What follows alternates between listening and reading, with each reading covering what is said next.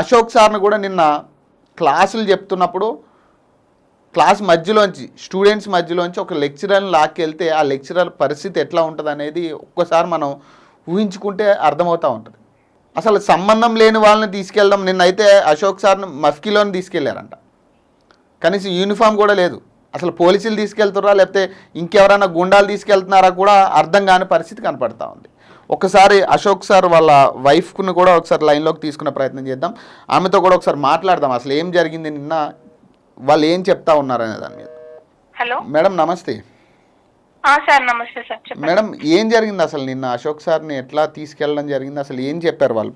Sir actual గా నిన్న institute లో కొంచెం వర్క్ ఉంటే వర్క్ చేస్తున్నాము.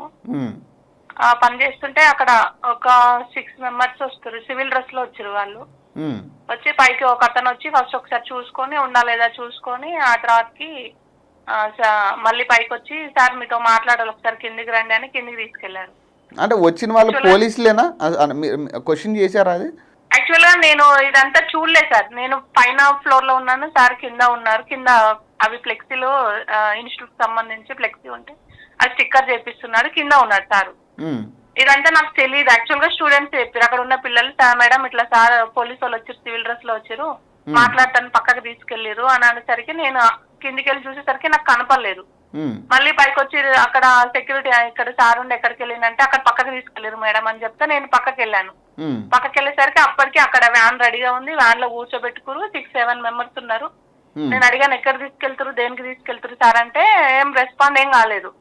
ఆ తర్వాతకి ఎమ్మటే వ్యాన్ ఫోన్, నా దగ్గర ఉన్న ఫోన్ కూడా తీసుకునే ప్రయత్నం చేస్తే ఇది నాది సార్, నేను ఇవ్వను, పర్సనల్ ఫోన్ ఇది, నేను ఇవ్వను అనగానే సరే అని వదిలేసి సార్ మొబైల్ తీసేసుకున్నారు, సార్ ఆ వ్యాన్ లో కూర్చోబెట్టుకున్నారు.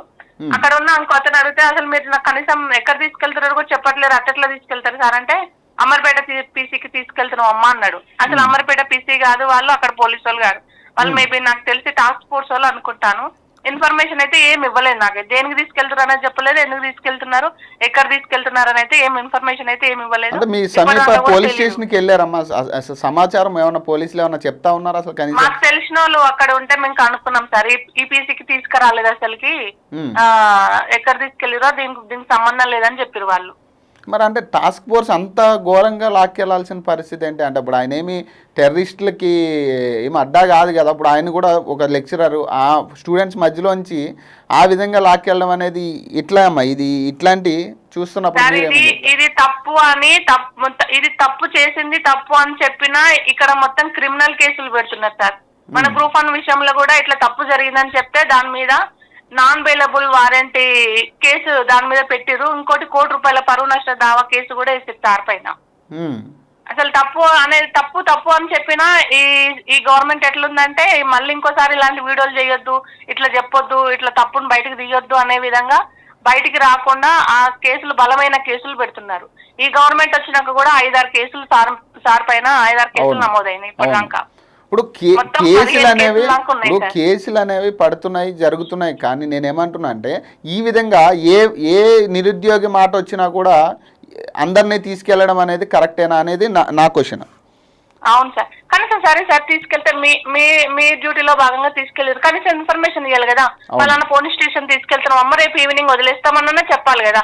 ఏం లేదు, సివిల్ డ్రెస్ లో వచ్చారు, కనీసం ఆ వెహికల్ పైన పోలీస్ అనేది కూడా లేదు, నార్మల్ వేరే వెహికల్ తీసుకొని వచ్చారు. మరి అట్లా తీసుకెళ్తారమ్మా? ఇప్పుడు కనీసం వాళ్ళు ఒక కాపీ, ఎఫ్ఐఆర్ కాపీయో లేకపోతే ఇందుకు తీసుకెళ్తున్నామని ఒక సమాధానమో ఏదైనా ఉండాలి కదా. అవును సార్, కనీసం ఈ ఇష్యూ మీద తీసుకెళ్తున్నాను, ఇక్కడ తీసుకెళ్తున్నాను, రేపు ఈవినింగ్ వదిలేస్తాము అనేది ఎటువంటి సమాచారం లేదు. అసలు వాళ్ళు పోలీసు వాళ్ళనే ఇంకా వేరే వాళ్ళ అనేది కూడా నాకు అసలు ఏం అర్థం కావట్లేదు. ఇప్పుడు కనీసం సమాచారం ఏమన్నా ఉందమ్మా, అంటే ఎక్కడైనా ఉన్నారు? ఏం లేదు సార్, ఇప్పుడు నాకు ఎక్కడ తీసుకెళ్ళిరో తెలీదు. ఎట్లా నేను మేబీ ముట్టడికో రేపు ఈ రోజు ఉంది కదా, మేబీ దానికి అట్లా తీసుకెళ్ళిరామని అనుకుంటున్నాను. ఈవినింగ్ దాకా చూసి ఆ తర్వాత ఫర్దర్ గా నేను ప్రొసీడ్ అవుతాను. అలా కాదు మేడం, అంటే అశోక్ సార్ సపోర్ట్ చేస్తున్నట్టు కాదు కదా, ముట్టడికి అయితే సపోర్ట్ చేస్తానని ఎక్కడ మాట్లాడలేదు. ఇప్పుడు అందరూ సపోర్ట్ మద్దతు అయితే అందరు ఇచ్చారు, మా దగ్గరకు వచ్చారు. ఇప్పుడు ఏ అంశం ఉన్న నిరుద్యోగులది ఏ ప్రాబ్లం ఉన్నా సార్ వీడియో చేస్తాడు, పెడతాడు. అదే దానిలో భాగంగానే ఆ పిల్లలు వచ్చి మాది ఇట్లా మీ కార్యక్రమం ఉంది సార్ మాకు ఒక వీడియో చేయమంటే చేసేది. అది ఒక్కరు తప్పించి ముట్టడికి రండి నేను ముట్టడిస్తున్నాను ఎక్కడ కూడా ఆయన ప్రస్తావించలేదు. మరి ఏం చెప్పదలుచుకున్నారు మేడం? ఇప్పుడు ఆయన కనపడట్లేదు, కనీసం ఎక్కడికి తీసుకెళ్లారో తెలియని పరిస్థితి కనపడుతుంది, కనీసం ఏపీఎస్లో కూడా సరైన సమాధానం లేదనేది మీరు చెప్తా ఉన్నారు. ఒక పోలీసులు మఫ్కీలో వచ్చి ఒక వ్యాన్లో తీసుకెళ్లడం అనేది ఏం చెప్పదలుచుకున్నారు దీన్ని చూసినప్పుడు మీరు? నాకు అదే అర్థం కావట్లేదు సార్ అసలుకి. సరే సారు పిలుపునిచ్చిండు, ఇప్పుడు ముట్టడికి పిలుపునిచ్చారు, సరే దానిలో భాగంగా సార్ని తీసుకెళ్ళిరంటే అది ఒక సిచ్యువేషన్ ఉంటది. ఆయనకి సంబంధం లేకుండా కానీ పట్టుకెళ్ళి కనీసం ఇన్ఫర్మేషన్ ఇవ్వకుండా ఇట్లా తీసుకెళ్లడం అనేది అసలుకి గవర్నమెంట్ ఏ విధమైన ఎట్లా రియాక్ట్ అవుతుందా? సార్ని ఏ విధంగా అనగదొక్కాలని చూస్తురా? ఇలాంటి వాళ్ళు బయటికి రావద్దని చూస్తురా? అసలు ఏమనుకుంటారో నాకైతే ఏం అర్థం కావట్లేదు సార్ అసలుకి. ఏదైనా చేద్దామంటే ఏ కేసు అవుతుందో అని భయంతో ఆగిపోవాల్సి వస్తుంది. అవును. సో ఏ ఇష్యూ బయట పెడదామన్నా ఏదన్నా ఒక కేసు పెడుతురు ప్రతి అంశం మీద. కనీసం సంబంధం లేని అంశాలకు కూడా తీసుకెళ్లే పరిస్థితి కనపడుతుంది కదా ఇప్పుడు. అవునవును సార్. సో అంటే అదే సార్ ఈవినింగ్ 6 వరకు చూస్తాను, ఆ తర్వాత మన చైతన్యపురి పీసీలో కంప్లైంట్ ఇస్తాను, మిస్సింగ్ కంప్లైంట్ ఇస్తాను. రైట్ థ్యాంక్ యూ అమ్మా. సో అది పరిస్థితి. అంటే ప్రధానంగా ఇక్కడ నిరుద్యోగులనే కాదు, మొత్తం అందరినీ కూడా కనీసం దానికి సంబంధం ఉంది అని అనుకున్న వాళ్ళందరినీ కూడా అరెస్టులు చేసి తీసుకెళ్లే పరిస్థితి కనపడతా ఉంది. ఆ మేడం కూడా మాట్లాడుతూ ఉన్నారు, కనీసం ఎవరు తీసుకెళ్తున్నారో కూడా ఇప్పటికీ తెలియని పరిస్థితి, ఎవరు తీసుకెళ్లారు, ఎక్కడికి తీసుకెళ్లారని కూడా తెలియదు. కనీసం అశోక్ సార్ ఎక్కడున్నారనే సమాచారం కూడా ఇప్పటి వరకు మాకు ఇవ్వలేదు. కనీసం తీసుకెళ్తున్న సమయంలో కూడా ఇది మేము పలానా పోలీస్ స్టేషన్ నుంచి వచ్చామని కూడా ఎవరూ చెప్పలేదని కూడా చెప్తా ఉంది ఆమె. మరి ఏదేమైనా కూడా ఈరోజు ఈవినింగ్ వరకు చూస్తాం, తర్వాత ఏం ప్రొసీడ్ అవ్వాలనేది కూడా మేము కూడా ప్రొసీడ్ అవుతామని కూడా ఆమె క్లారిటీ ఇవ్వడం జరిగింది. సో ఏదేమైనా నిరుద్యోగుల అంశం అనేది వస్తున్నప్పుడు, ముట్టడానో లేకపోతే ధర్నా అని చేస్తున్నప్పుడు ఎందుకు ఇంత భయపడ్డం? వాళ్ళు అడిగే ఏవైతే ఉన్నాయో కోరికలు జెన్యూన్గా అడుగుతూ ఉన్నారు. మీరు చెప్పిన హామీలు ఇవన్నీ కూడా మరి అవన్నిటికీ ఒక క్లారిటీ ఇస్తే అయిపోయే ఇష్యూని దాదాపు 2 సంవత్సరాల పాటు, అంటే కాంగ్రెస్ ప్రభుత్వం వచ్చిన దగ్గర నుంచి 2 సంవత్సరాల పాటు ఒకే ఇష్యూ మీద నిరుద్యోగులు కొట్లాడుతున్నారు. ఆ ఇష్యూకి ఇప్పటికీ సమాధానం ఎవరు ఇవ్వట్లేదు. ఒక ముఖ్యమంత్రి ఎలాగే ఇవ్వట్లేదు, మరి కింద స్థాయి మంత్రులు ఇవ్వట్లేదు, ముఖ్యమంత్రి దాకా వెళ్ళట్లేదా? లేకపోతే కొంతమంది రియాక్ట్ అవుతూ ఉన్నారు, మేము ముఖ్యమంత్రికి చెప్పాం, దీని మీద పాజిటివ్గా రెస్పాన్స్ వస్తుంది, అందరూ కూడా సమన్వయం పాటించాలని చెప్పేసి చెప్తా ఉన్నారు. కానీ దానికి సంబంధించి ఎక్కడా కూడా వర్క్ జరుగుతున్నట్టుగా కనపడట్లేదు. నిరుద్యోగులకు ఇప్పటికీ ఒక సమాధానం రావట్లేదు. అందుకే వాళ్ళు రోడ్లు ఎక్కుతా ఉన్నారు. మీరు సమాధానం చెప్తే వాళ్ళకి ఈ పరిస్థితి ఉండదు, మేము ఇప్పుడు ఇస్తాం లేదంటే ఇవ్వలేం అనేది ఏదో ఒక సమాధానం చెప్తే వాళ్ళకి ఇక్కడతో క్లారిటీ అయిపోతుంది.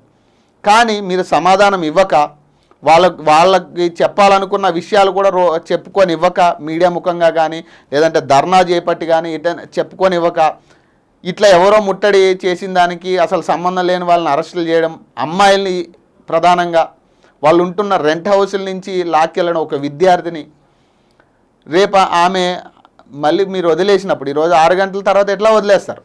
వదిలేసిన తర్వాత ఆమె అదే కాలనీలోకి వచ్చి అదే ఇంట్లో ఉండాలి.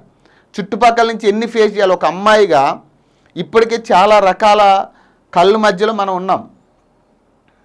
ఇప్పుడు మళ్ళీ ఇట్లాంటి పోలీస్ స్టేషన్కి వెళ్ళింది, పోలీసులు తీసుకెళ్లారు అంటే రేపు ఆమె పరిస్థితి ఏంటి? ఒకవేళ ఏదైనా చేసుకోరా అనేది చేసుకుంటే ఏంటి, ఎవరు జవాబు అనేది ప్రధానంగా ఆలోచించాలి ప్రభుత్వాలు. దీని మీద రెస్పాండ్ అవ్వాలి. ఫస్ట్ రెస్పాండ్ అయ్యి నిరుద్యోగులకి మీరు ఒక సమాధానం చెప్తే వాళ్ళు అర్థం చేసుకుంటారు. కానీ మీరు మాట్లాడకే వాళ్ళు అట్లా ముట్టళ్ళని లేకపోతే ధర్నాలని చెప్తా ఉన్నారు. రకరకాలుగా వాళ్ళ సమస్యలు చెప్పుకునే ప్రయత్నం చేస్తూ ఉన్నారు ప్రభుత్వానికి. సో ఏదైనా కానీ ప్రభుత్వం నిరుద్యోగులతో మాట్లాడితే ఈ సమస్యలు తీరే పరిస్థితి ఉంటుంది. కానీ ఇదే దూరంలో మేము అరెస్టులు చేస్తాం, కొడతాం లేదా లాక్కెళ్తాం అంటే మాత్రం ఖచ్చితంగా నిరుద్యోగులు ఇంతకు మించే రెచ్చిపోయే పరిస్థితి ఉంటుంది. ఇది దృష్టిలో పెట్టుకోవాలి ప్రభుత్వాలు కూడా. సో మరిన్ని అప్డేట్స్ కోసం చూస్తూనే ఉండండి ఓకే టీవీ.